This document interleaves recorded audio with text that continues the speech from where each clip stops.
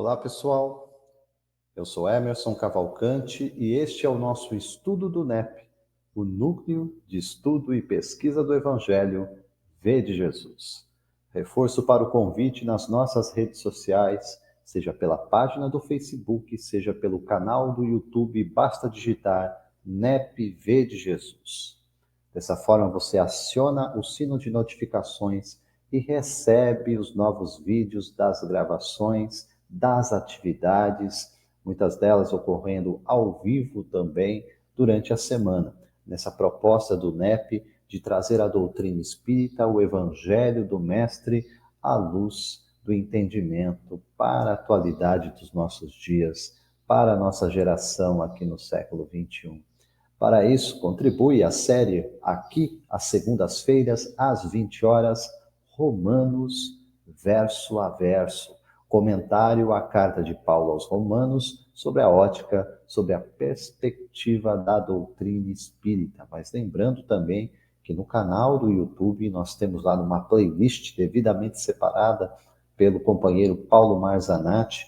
Temos lá outras atividades, mesmo séries que já foram gravadas das aparições de Jesus, o Sermão da Montanha, assim como palestras, entrevistas, estudos nos programas, como já dissemos aqui, ocorre semanalmente, estão disponíveis gratuitamente no canal do YouTube, na página do Facebook do V de Jesus. Por isso deixamos aqui mais uma vez o convite e o pedido de compartilhamentos, de levar adiante a mensagem. Essa é a nossa proposta para a divulgação. Olhando de forma específica aqui para o nosso estudo, como já mencionei, carta de Paulo aos Romanos, série Romanos verso a verso, damos continuidade nesse segundo capítulo da carta, capítulo de número 2, em que Paulo está traçando aqui um diagnóstico dos judeus, dos hebreus, dos israelitas, daqueles que receberam, como ele próprio declara em suas cartas, os oráculos de Deus.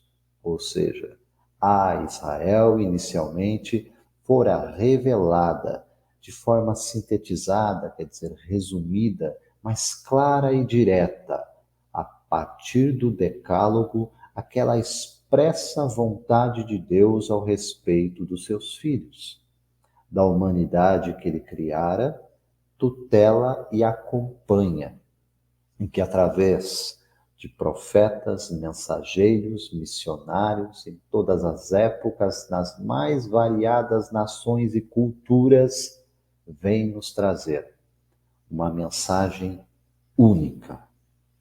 É o Evangelho, a Boa Nova, a boa notícia da presença de Deus através do seu Cristo, daquele que fora por nós chamado há mais de 20 séculos de Jesus, o meigo rabi, o amoroso mestre de Nazaré, mas que também possuía uma energia transformadora, renovadora, de tal forma que ele próprio nos dissera: eu vim para que tenham vida, nos levantar dessa morte espiritual, dessa falta de sensibilidade para as coisas do espírito, para as demandas da alma. Eu vim para que tenham vida, e tenham vida em abundância, plena, total, repleta da presença de Deus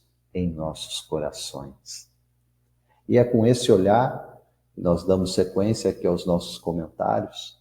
E já peço, aquele que assim desejar, acompanhar conosco a leitura aqui de Romanos, capítulo 2. Hoje, nossas reflexões em torno do verso 22. Romanos 2, verso 22. Adotamos, como sempre aqui, duas traduções distintas, a primeira com João Ferreira de Almeida e depois na Bíblia Católica, na Bíblia de Jerusalém, também a tradução do mesmo verso.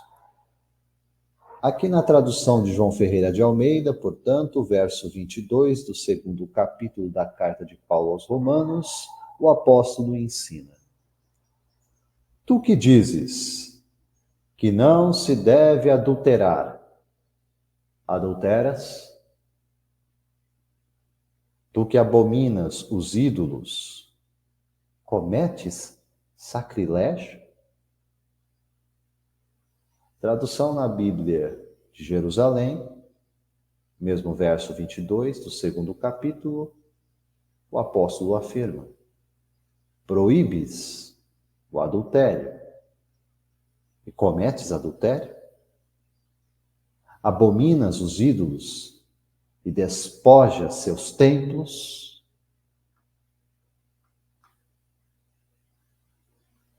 Nas duas traduções, o mesmo sentido e alerta sobre dois pontos aqui, que vão servir aos nossos comentários, aos nossos aprofundamentos dentro do tempo que nos for possível.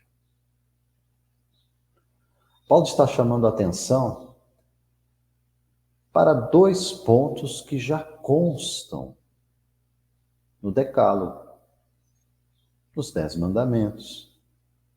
Portanto, ele retorna à base da lei, lembrando, o Paulo, o apóstolo, que está ditando esta carta à comunidade cristã em Roma, é o mesmo doutor da lei, Saulo de Tarso. Só que agora, transformado, renovado, tendo já passado por aquele, entre aspas, transplante espiritual que nos falara os profetas Ezequiel e Jeremias. Retirado um coração de pedra e posto um coração de carne. Este Paulo, portanto, sendo a versão humanizada do doutor da lei Saulo de Tarso, está olhando para o Decálogo, está olhando para os mandamentos, trazidos por Deus através de seus mensageiros para o profeta Moisés. E este Decálogo, que lá vai prescrever essa vontade de Deus, sabemos que trata sobre estes dois pontos que o apóstolo está mencionando no verso 22. Proíbes o adultério e cometes adultério. Abominas os ídolos e despojas, rouba no templo. Atenção aqui, porque não são exclamações ou interrogativas, aqui retóricas nas falas de Paulo, no ensino de Paulo na carta aos Romanos, simplesmente para apontar erros de outrem. Quando olhamos para a história, cristã ou não cristã, infelizmente, não são poucos os exemplos daqueles que, se desviando de um mandato divino, de representar a mensagem do Mestre, de representar a mensagem no ensino de Jesus, diante de corações aflitos, perdidos de rumo e de via, de algum roteiro de segurança para este mundo, olham para os homens e creem encontrar neles o exemplo que dignifica. Assim deveria ser, sem dúvida. Sem dúvida. Porque um discípulo do Mestre, um verdadeiro aluno, portanto, das lições do Evangelho, não pode permanecer o mesmo diante daquilo que lhe é ministrado. Porque não são apenas palavras a serem decoradas, interpretadas, ensinadas e transmitidas do alto de uma tribuna, ou assentado em cadeiras, em ensino, em estudos. Esta mensagem deve entrar como uma flecha no nosso coração e comunicar que somos novas criaturas. Porque este é o verdadeiro processo chamado de conversão, mudança de rota. A atualização, portanto, deste ensino de Paulo, aqui, para a gente, hoje, é para dizer que não é possível ser um aluno de Jesus sem compromisso com a lição. A estranha vertente de não praticantes dentro do cristianismo, entendendo aqui o ensino de Jesus, é algo inviável. Para não dizer que de fato é impossível. É divorciar-se do ensino do Cristo, dizer-se um cristão não praticante. Ah, mas eu não vou ao templo. A questão aqui não é do templo. É de estar ou não no espaço físico em que liturgias, cultos e ritos são praticados. Isso nós fazemos há séculos, amados. Há séculos. Sem resolver a questão central, a questão primordial. Aqui Paulo está retomando duas grandes temáticas do Decálogo. Está tratando sobre o adultério, está tratando sobre a idolatria, sobre o ponto de vista de como isso se dá antes da ação física. Como isso é gerado, como isso é gestado na nossa casa mental. Vamos relembrar as lições do Consolador Prometido, daquilo que Allan Kardec nos deixou na principal obra de comentários aos Evangelhos e às Escrituras de uma forma mais ampla, que é a obra O Evangelho segundo o Espiritismo. Logo no primeiro capítulo, lembra? Eu não vim destruir a lei. Kardec, como bom pedagogo, como bom professor, vai elencar para nós esse grande processo pedagógico de ensino da lei divina, partindo do primeiro degrau, do primeiro estágio dessa universalização da revelação divina, nomeando ali o profeta Moisés como portador desta mensagem. Vai transcrever o decálogo para a gente. E o que encontramos logo no primeiro mandamento mesmo? Encontramos o seguinte: eu sou o Senhor, vosso Deus, que vos tirei do Egito, da casa de servidão. Não tereis outros deuses estrangeiros, estranhos diante de mim.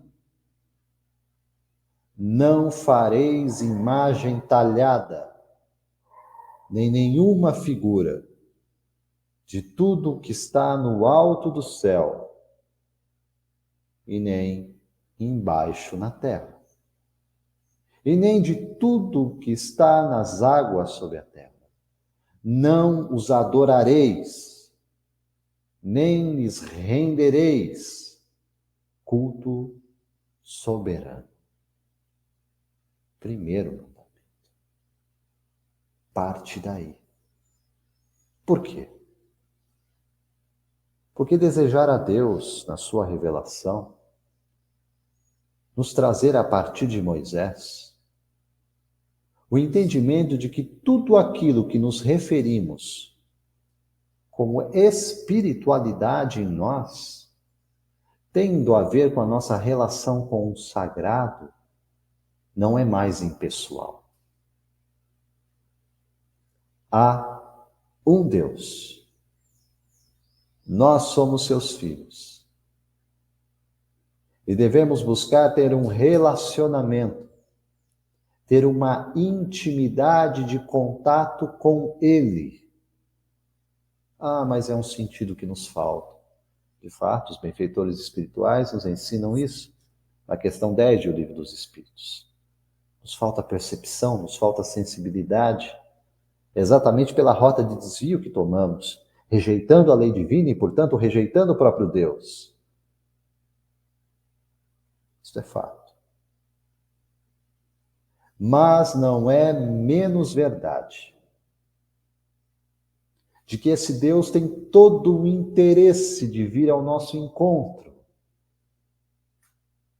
Aliás, se queremos entender o que acontece,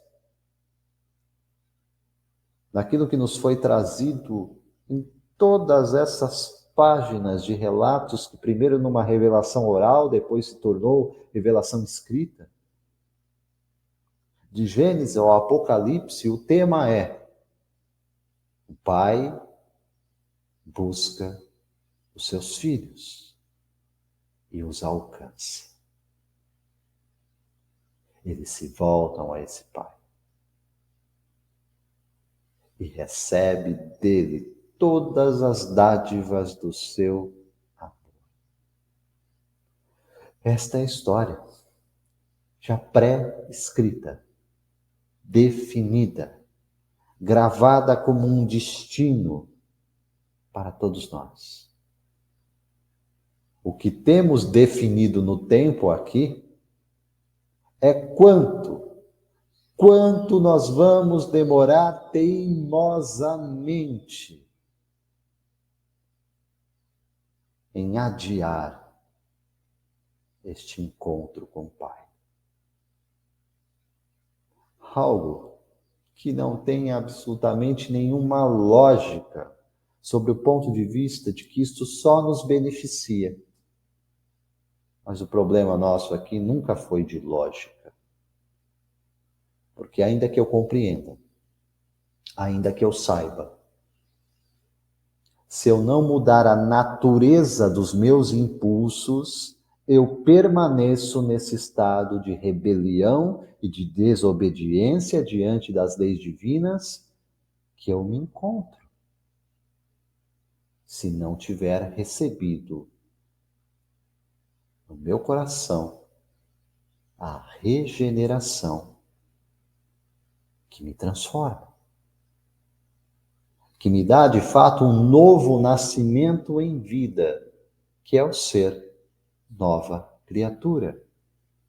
A reforma íntima, a transformação interior, tudo aquilo que a doutrina espírita tanto preconiza como o caminho sincero e genuíno de ser, de estar, de viver e de pensar aqui nesse mundo, um novo padrão, conectado com esse mesmo Deus, a nos ensinar, a nos orientar e a exemplificar através de seus missionários, com especial destaque para o Cristo de Deus, para Jesus, nosso guia, modelo e referencial, o que Ele quer de cada um de seus filhos, para que não aleguemos mais ignorância.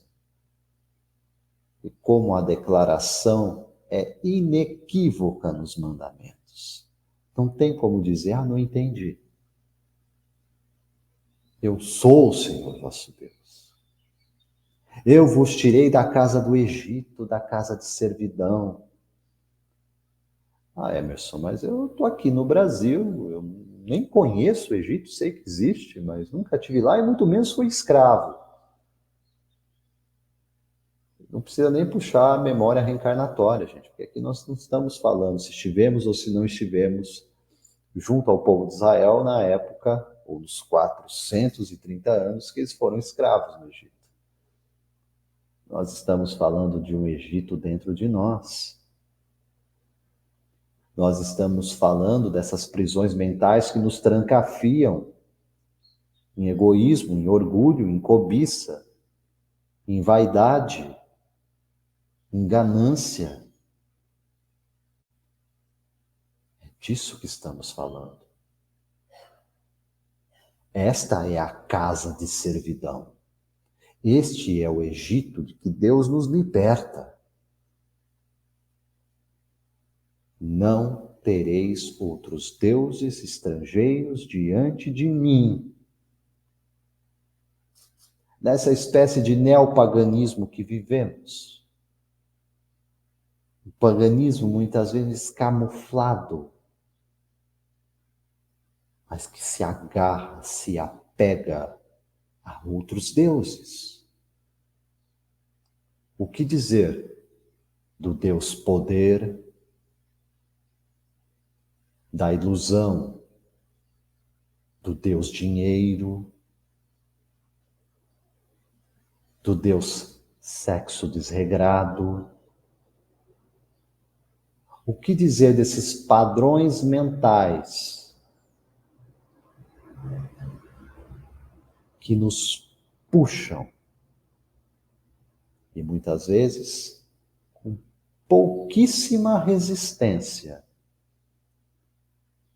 a este movimento de apego que ainda temos, a estes padrões que preconizam uma relação adulterada com o sagrado. Olha que é disso que Paulo está falando aqui na carta aos Romanos, amados.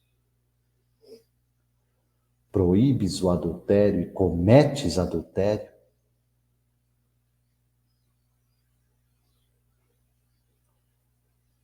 Tu que abominas os ídolos, despojas os teus templos.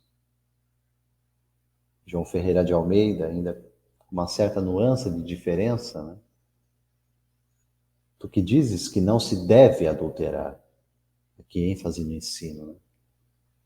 Tu que abominas os ídolos, tu mesmo cometes sacrilégio? Como assim?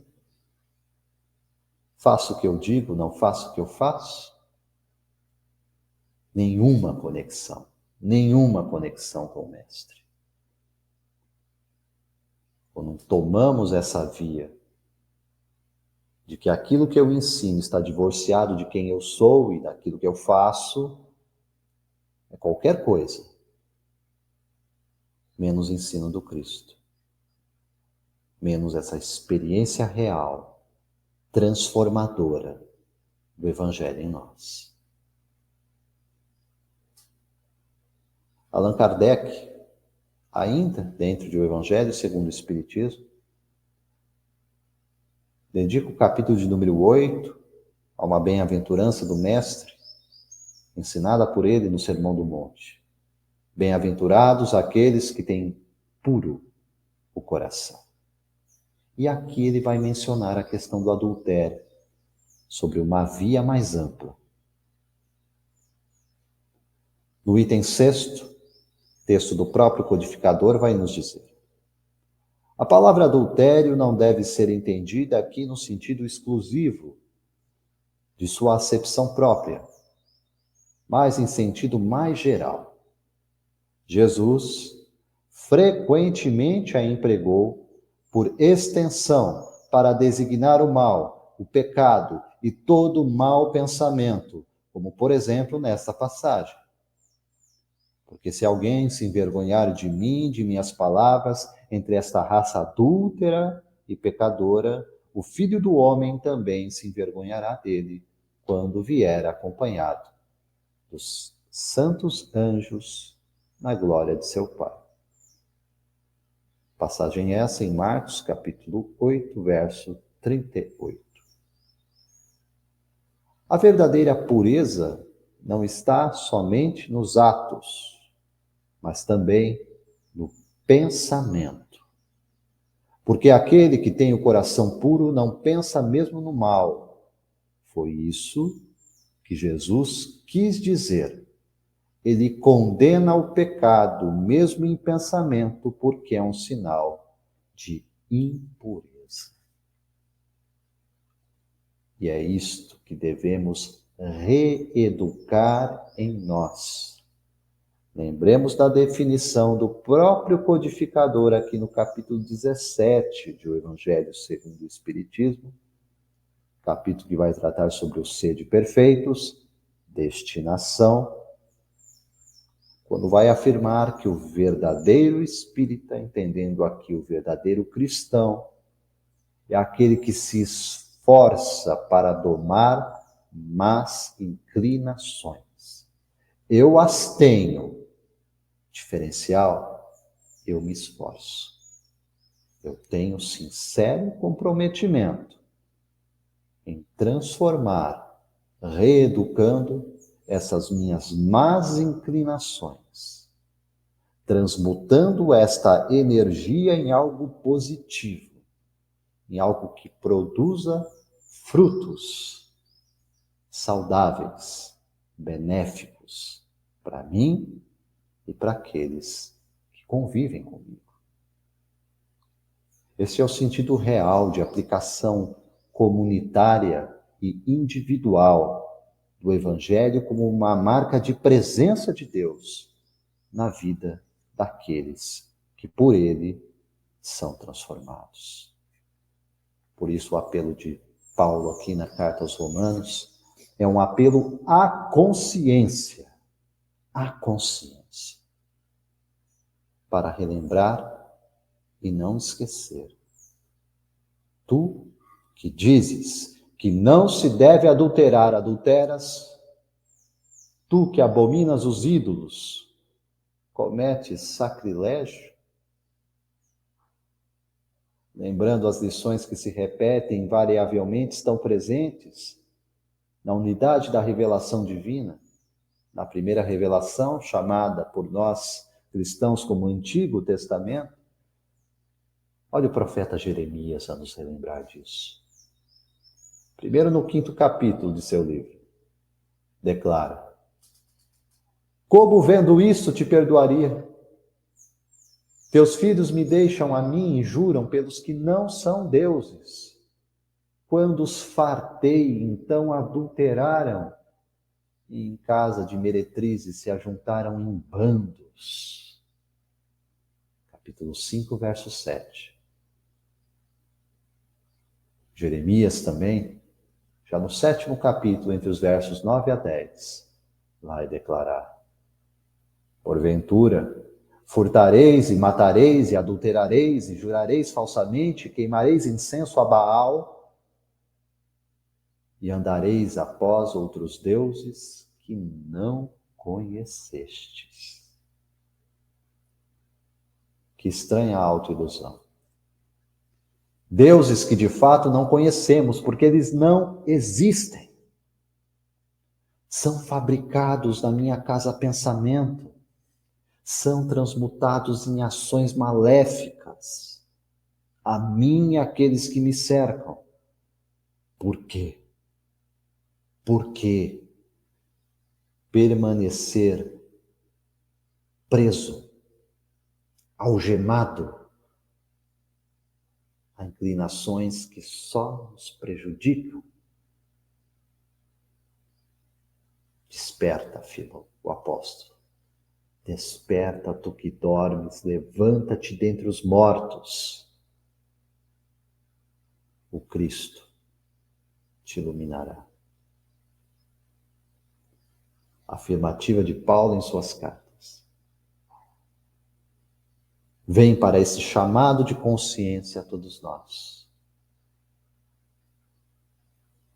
Para que antes das ações, em nossos pensamentos, lembremos com o que estamos compromissados. E que diante de nossos deslizes mentais, a nos chamar a ações reprováveis diante da lei divina, levantemos essas indagações que devem exclamar na nossa consciência para perguntar: tu que dizes que não se deve adulterar, adulteras?